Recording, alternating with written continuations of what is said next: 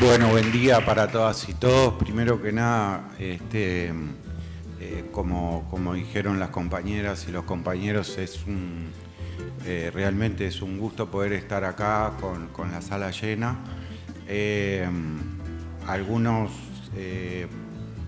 Por lo menos un par de cosas que me gustaría destacar en este corto tiempo en el que estoy integrando el equipo de representación de los trabajadores. Una es que hay que estudiar un montón, pero esto también es importante destacar que cuando hablaban del equipo, un poco a veces no lo tenemos muy en cuenta, pero no sé, a mí me tocaba plantear un par de las propuestas que tenemos, que en términos generales todos y todas las conocemos, porque como decían, salieron de la propia comisión y también de la discusión del acumulado que viene teniendo el movimiento sindical en su totalidad. Y ahí cuando, un poco como decían, repartimos de qué va a hablar cada uno, me tocó enloquecer un poco a Luito, que está allá en el fondo, a Gabriel, preguntándole algunas cuestiones sobre la ley de insolvencia patronal y el Fondo de Garantía de los Créditos Laborales. Tengo que denunciar a Luis que se metió con el tema de la exoneración, de las exoneraciones, que creo que, si mal no recuerdo, me tocaba. Pero voy a decir algunos aspectos sobre esto, una denuncia pública, porque él dijo lo mismo de Enrique. Agradecerle también aquí que me parece que todo lo que planteó durante su intervención, por lo menos a mí, algunos compañeros dicen que soy de emoción fácil, pero me parece que hizo un gran resumen de lo que es el movimiento sindical, es esta comisión, lo que significa para las trabajadoras y los trabajadores, y como decimos, estén sindicalizados o no, para todas y todos los trabajadores, cualquiera sea su condición. Voy a ir a esos dos aspectos. Hay temas que obviamente tienen, digamos, que se tocan o que están directamente relacionados. El financiamiento con las exoneraciones y a su vez lo que está pasando con el Fondo de Garantía de los Créditos Laborales, evidentemente tienen puntos de conexión porque es financiamiento, exoneración, cómo se financia la seguridad social,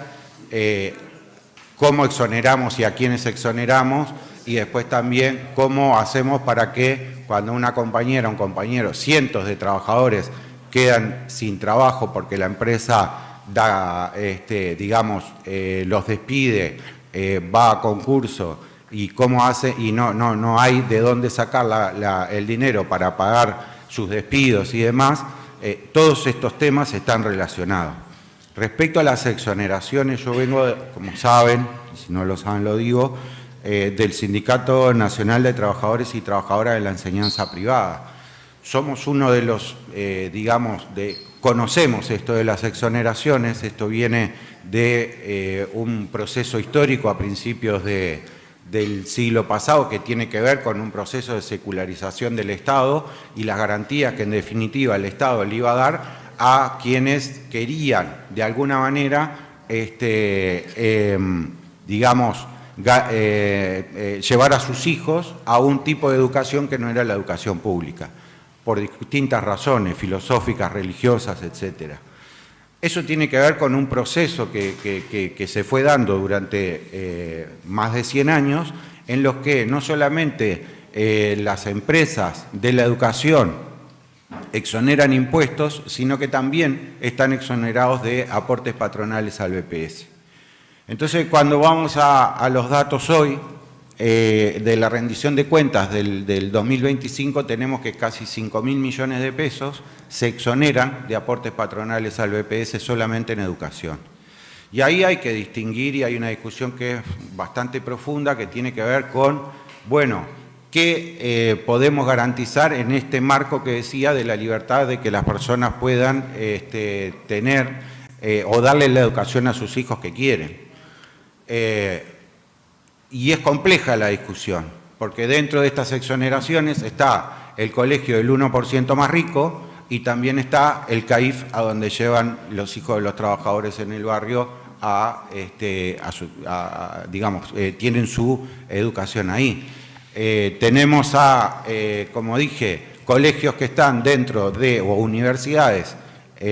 privadas que están dentro de barrios privados, que forman parte de un complejo que hoy se vende la vivienda dentro de un barrio privado con un colegio que está instalado ahí adentro. Y ese tiene las exoneraciones patronales al BPS y otro tipo de exoneraciones que son como entre 10 y 11 impuestos y tasas que exoneran estas empresas. Entonces hay una discusión ahí que tiene que ver con las exoneraciones, de cuánto se exonera, pero también a quién exoneramos y bajo qué condiciones. Hablaban del tema del agro y esto también no lo voy a tocar porque no quiero extenderme mucho, pero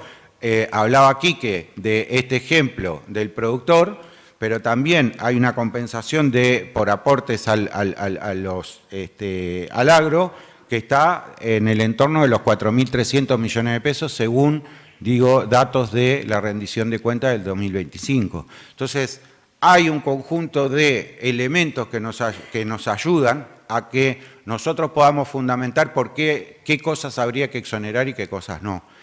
Es una discusión compleja, tiene que ver, imagínense que lo que pasó con el tema de quitar, digamos, esto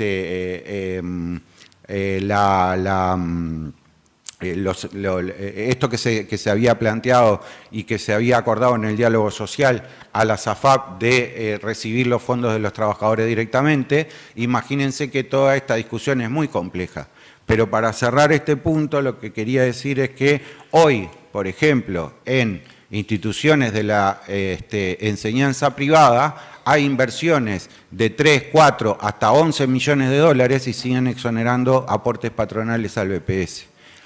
Por otro lado, esto toca también lo que es el fondo de garantías, ¿no? Y cómo habría que hacer algunas modificaciones al fondo de garantía de los créditos laborales. Todas y todos sabemos que esto también es una conquista, hablando de las conquistas, es una conquista del movimiento sindical, la ley, lo que llamamos ley de insolvencia patronal. Y creo que nadie se quedó sin festejar que se hubiera logrado esto, porque en definitiva garantiza que cuando una compañera, un trabajador o una trabajadora se queda sin su trabajo y no hay de dónde sacar plata para los despidos, tiene garantizados esos créditos laborales. Nosotros tuvimos casos emblemáticos, cuando digo nosotros sigo hablando, perdón, que me apoye en lo que conozco de la experiencia y la práctica del sindicato en el que yo estoy. En el medio de la pandemia cierra un colegio, en el medio de la pandemia, cerró en junio del 2020, un colegio con 104 trabajadores, en donde teníamos 40 trabajadores y trabajadoras afiliadas. Los 104 trabajadores cobraron sus créditos laborales porque la empresa se presenta a concurso y más allá de que la negociación la llevó adelante el sindicato, creo por esto lo menciono, que es emblemático, cobraron sus créditos laborales los 40 trabajadores y trabajadoras que estaban afiliados al sindicato y los 64 que no estaban afiliados también. Por eso decimos que cuando logramos algo es para todo el mundo y no para quienes solamente estamos organizados y tenemos el amparo de estar en nuestras organizaciones sindicales para que nos defiendan. Un solo apunte con respecto a esto, ¿por qué se propone cambios dentro de lo que es el Fondo de Garantía de Créditos Laborales? Porque hay una interpretación que aquellos créditos que se presentan durante el concurso de la empresa son los que se pagan y aquellos que se presentan posteriormente se niegan. Y entonces ahí hay trabajadores y trabajadoras que quedan desamparados y no tienen acceso a cobrar sus créditos, sus despidos y demás al amparo del Fondo de Garantía. Y alguna vuelta que siempre encuentra el capital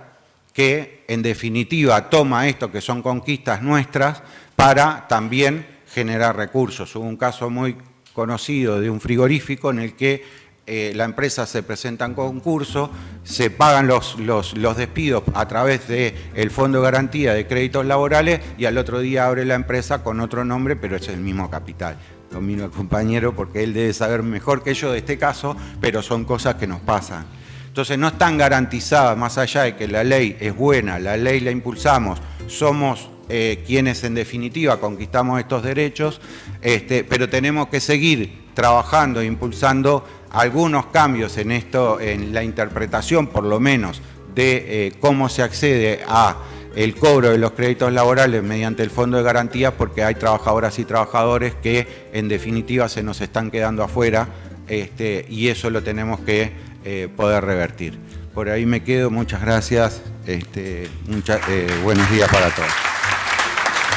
Equipo de representación de las y los trabajadores en BPS, PIT-CNT.